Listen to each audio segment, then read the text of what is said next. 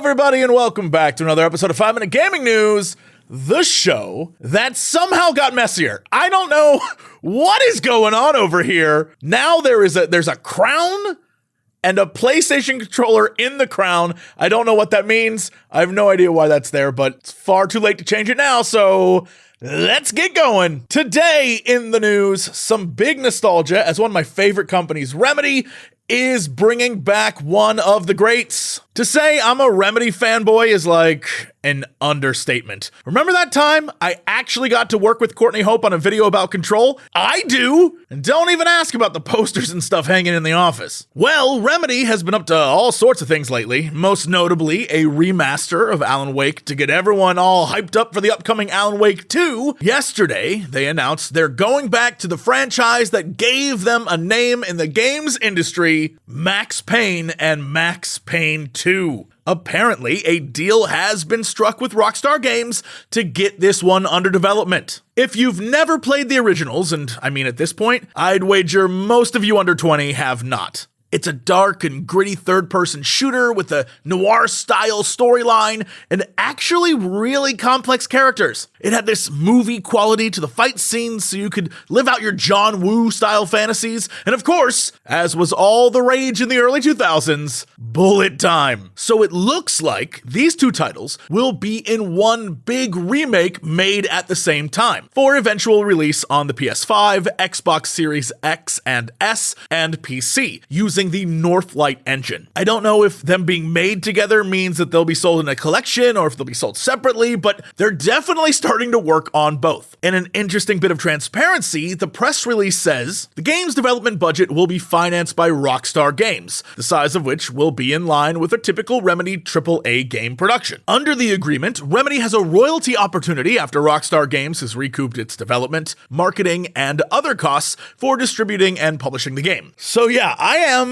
pretty excited for these two. They are some of my favorite games. 1 and 2 are amazing. The third one, not so much. It was mostly a Rockstar thing, and honestly, I didn't think it was as good as the first two, but that's just me. I am excited for these, however, because these are some wild fun games, and frankly, I can't wait for new generation to experience them. In other news, Lego, and no, not Lego Star Wars Skywalker Saga, which, by the way, is super fun. No, not that. We are talking something else. Lego and Epic have announced a long-term partnership in the Metaverse. Now, the Metaverse is a phrase thrown around a lot these days. And in the minds of most people I know, it really just screams stupid things Zuckerberg liked. But to a lot of digital companies, it is currently the magic phrase that pays. And if you were to ask any 3 people to explain the Metaverse to you, I'm sure you would get 3 different answers, because no one really knows what it is other than this fantastical place where we all live and work inside of it, but also it's games and also it's shopping, but also crypto and NFTs are there, and hey, you can own a home if you want. It's like Ready Player One, but also totally not like Ready Player One. But like it's also a social platform that is nothing like Second Life. Don't even mention Second Life. And if you're thinking right now, Jesse, isn't that just the internet?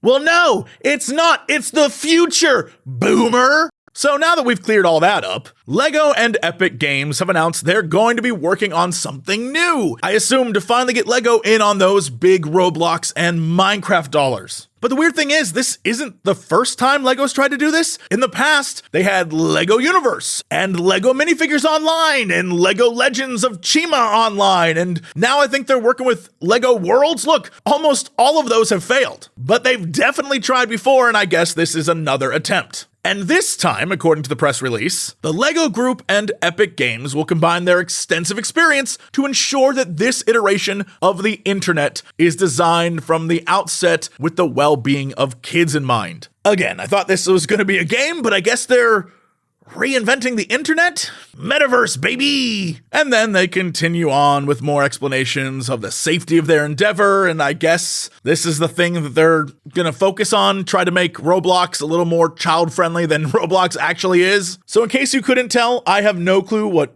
any of this actually means, and I don't know when we'll see anything actually, and honestly, I don't really get it, but I guess I shouldn't because it's from the future.